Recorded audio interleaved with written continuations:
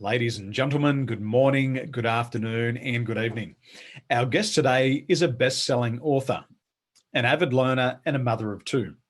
As a business mentor, she shows her clients how to put their knowledge in a book and create expert status quick and easy.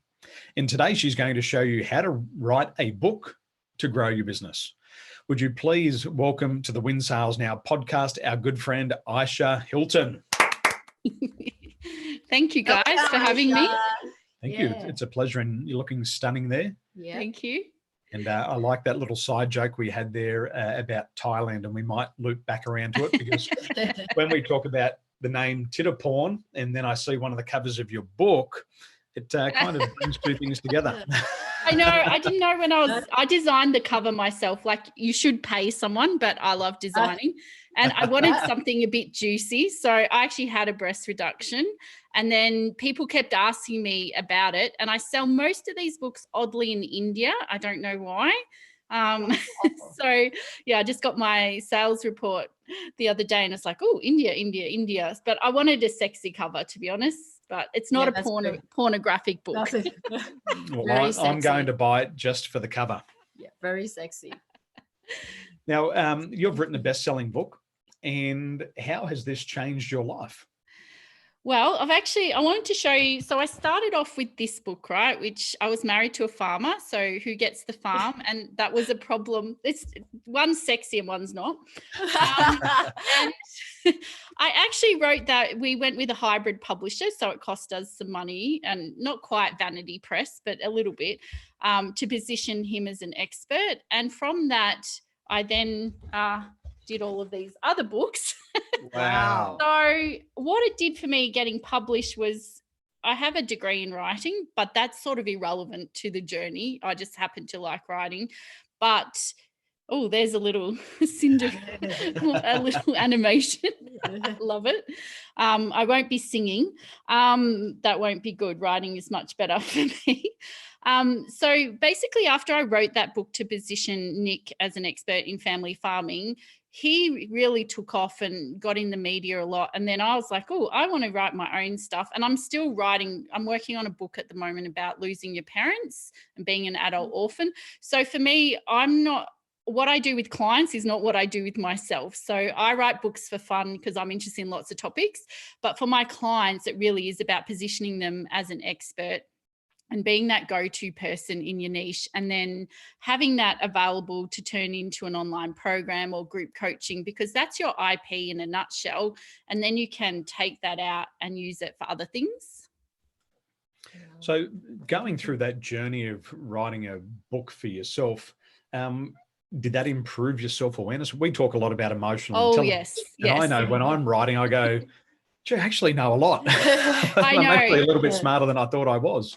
So the two biggest emotions that come up for people is fear of putting themselves out there. And I really think the book is more about you than the outcome, because it is a transformational experience. And it takes a lot of courage to put yourself out there and share your wisdom and your expertise with the world. And so for me, I really think it's all about your journey as a human being, more than what the book gets you, because as we say, 90% of people want to write a book and barely anyone does, although more do now with self-publishing being made so easy. And that gift is creeping me out. It's interesting about the fear, isn't it? People have these stories, and there was a great speech not long ago about taking your music to the grave with you. They were saying the richest place in the world is the graveyard, because people die with all their dreams and their ideas, and they take them away and they're buried with them. It's the gunners. I'm going to do it. I'm going to do it. I'm going to do it. And that fear of rejection and that fear of criticism and fear of putting yourself out there. Like public speaking, people would rather die than get up on stage and tell their story. So how do these same themes play out in book writing? What are you seeing? Oh, they're identical, because you're putting yourself in a vulnerable position and sharing yourself. And it does open you up to criticism, as you said. And we do live in a world where people like to put other people down. But also, reversely, there's so many people that want to support you, when you put yourself out there. Just don't expect all your friends and family to buy your book. Some of them might, but often people are disappointed, and it's like, oh, no one in my family supported my book. And it's like, yeah, nah, they're not your target audience, so let them go. I love that you say that. When my brother and I owned a clothing company, I remember he would get a little bit upset in the early days that people would say, I love your brand. I'm here 100% to support you, but they'd never buy it. They'd always wear it if it was free, but they'd never buy it. And I remember that he used to get quite frustrated. But at the end of the day, I like what you've said there. We didn't design the clothes for our family members. I didn't design it for my uncles who are 50 and 60 years older than me. Yes, they did 100% emotionally support us, Yeah. but it wasn't right for them. So yeah, you need your other cheerleaders. Absolutely. Yeah. We know that, 1 in 10 people dream of writing a book, but so few actually do. What, in your opinion, what prevents them from, writing their book, their first book? As we said before, it's that fear of exposing yourself, and then people going, who do they think they are? They're not an expert on that topic. So that imposter syndrome plays out a lot. I and love like that you were word, saying, when you write it down, you go, oh, I'm so clever, I wrote that. Someone else must have written that.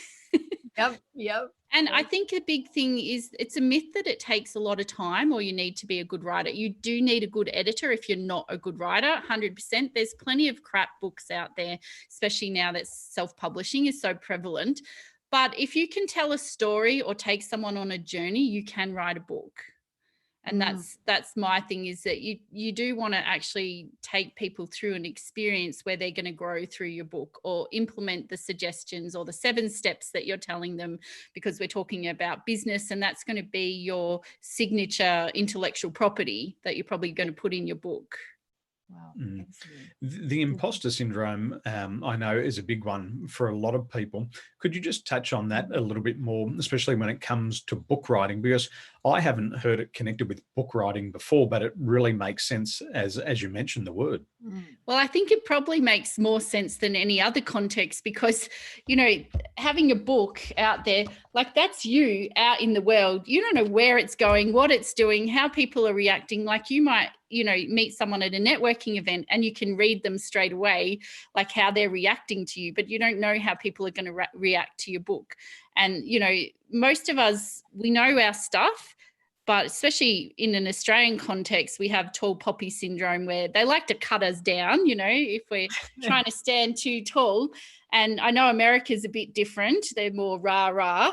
But here in Australia, and I think in a lot of countries, you're meant to be seen a little bit, but not too much. So then to say, have the balls, basically, to say, I know something about this topic. So I didn't know anything about farm succession planning, and I have a whole book on it. I didn't know much about breast reduction surgery till I had one. But, it's through that experience. Oh, here we go. Tall poppies. Love it. Yeah. Please don't cut us. Welcome to Australia, mate. So I think that we just have to step back and just believe in ourselves, and that's harder to do than just saying it. But that's where I think if you have a good support network, and that's why I do recommend, like, we have business coaches when we're in business to help support us. If we're in sport, we have a coach. Like, you need someone that's going to believe in you and what you're producing, and it doesn't have to be a paid person. You could buddy up with someone and have an accountability buddy to help you through it. I like that. Now, for the people who want to start writing a book, what practical ideas can you share with our followers and friends so that they can start to grow their business? Number 1, make a decision. Decide that you're going to do it. Sounds simple, but often people, they're not committed to their ideas. So you have an idea, you want to write a book, but then you never commit to it. So that's why I talk about accountability so much, because you do need someone, you need to tell someone that you're going to do it. You need to schedule it into your calendar, and then you need to actually do it. That's my top tip. And really believe in yourself and be quite strategic. Like, my number 1 other tip is to create an outline for business books. I don't do anything to do with fiction, although we're living through fiction right now, I think. But if you have a plan for your book, basically, so say you had 7 steps to, losing weight, we'll go with the common one. And then those 7 steps, you set them out in a Word document. And then, you know, once a week you do one of the steps and then you're done. So it doesn't have to be this massive project. And the book doesn't even have to be that long these days. Like this book's probably 35,000 words, but it's got like pictures in it. You can put pictures in it, graphs, you know, questions for the reader. You can complement it with a workbook, which I like to do as well. When you mentioned that, when I've written my 15 books. Yes, they're little books, micro books. They're great. I was abused once. A gentleman said to me, "That's not a book." He said, "That's a pamphlet." And I said, "Well, show me yours." And he didn't have a pamphlet, so I won. The people who will pull you down generally don't do anything. 100%. So it's easy to be an armchair expert. It is. Now that book there, How to Win Sales Now, it's 110 pages, and it has the elements which you mentioned there, some content, some ideas, and some questions. And then even a very short one, which is only 14 pages, which is called The Fear of Rejection. It's just got 3 ideas in there. And that's been one of my most popular books. And I find that it's been very popular because people actually read it cover to cover. They go, "Wow, that was a great read." And they don't realize, and they don't care that it wasn't 300 or 400 pages. It was just before we were in isolation. I was at a shop and I wanted to buy a book and I was looking around, and then there was this one that was like this thick, you know, and I thought I wouldn't even be able to hold that without getting RSI. It's like when my wife tries to talk to me just before I go to bed, I say, "Sweetheart." Oh, hello. So it's going out. And I think we are in it like an attention deficit age, you know, so if you can catch people quickly and easily, and why make it out into a big puffy book if what you can say is in 14 pages, like your 3 suggestions, and only one idea can change someone's life. That's right. Thank you so much. Yeah, Thank I you so love much. that. I say this at speeches. I was in Malaysia the other week, 300 people in our audience, and I said, just one of these ideas is enough to change your life. Just one. So if you get your one idea, leave, put the book down, walk out, and just apply that, and your life will get better. And it is about that application. And that's the thing between people who write books and people who don't write books. And I was working with a client recently, and she released an ebook on eczema, and it's really good. And we were able to get it to bestseller status. Now, being an Amazon bestseller, it's a bit of a, I don't know whether I should say this word, a wank. Because you can become a bestseller with 200 sales. So if you coordinate like your book to be free for 48 hours or 24 hours and get all your friends and family to buy it, whether they're going to read it or not, on Amazon, if it's just an ebook, then, you know, it's a bit of an ego trip, really, being a bestseller. Like, obviously, being a New York Times bestseller, I'm not that level of bestseller yet. Give me a chance. Now, you were just showing some books. Yes. So one thing I don't really recommend, which I did early on, is being a contributor in other people's books with their names on it. Like, it's an all right tactic to get you started, but it's not really worth, if you're going to pay for it, not many people get much leverage from it. You're better off doing your own intellectual property with your own brand. No, you mentioned something there about an Amazon bestseller and a New York Times bestseller. One thing I'd like to comment on here is that you can write a book and you can talk about the client's problem and articulate it better than they can. And that gives you authority or expert status immediately, because you can describe it better than they can, and you can give them some practical ideas. I have never sold a copy of my book. I haven't. I've just given them away. And I have given these away. And I remember one client took one book, and the client's been a customer for 4 years. And one book that's never sold a copy has generated more than $40,000 worth of income. Exactly. And like it is a beautiful business card. But it's so much more than that. It's more than that, though. Especially now that lots of people have books, right? They're all like people will say, like, some of the best selling books, I can think of heaps of them, but I won't name them. what they do is they give you the book for free, and then you pay for the postage, which covers the cost of the printing of the book because it's inflated postage. And that's how they get to bestseller status on some of these lists. Because if you're going to give out your book for free, the psychology of just paying for postage really works. And yet you'll get the naysayers. It's like, oh, the most expensive postage ever. But, like a lot of this is just smoke and mirrors. But we can know that it's smoke and mirrors. Like, I never take bestseller status like seriously. I just think, oh yeah, whatever, I can get that to bestseller, but it doesn't inflate my ego. But people out there who are your prospective clients, they can go, oh, bestseller. They don't know that it's smoke and mirrors, I met an author, and the author was at a networking event in Sydney, and he talked to me, and he was talking down to me, really contradictory. And I said, so, what's your story? He's like, well, I'm a best-selling author. And I said, wonderful, congratulations. I'd love to learn more about your book. And he said, I'll send you over the first chapter for free. Yeah. And I thought, you bloody tight ass. You're going to send me over a book and you're going to give me one chapter. It's a bloody email. Just give me the whole lot. And people do that now too. And I'm like, I just like this farm succession planning book. I just give it away. I don't care. Like, give it away. And it's not even around my business. So I really don't care like that much. But it's like, have a generous spirit with your book. Like, I've got people, they're like, oh, I don't want to put my ebook on Amazon for free.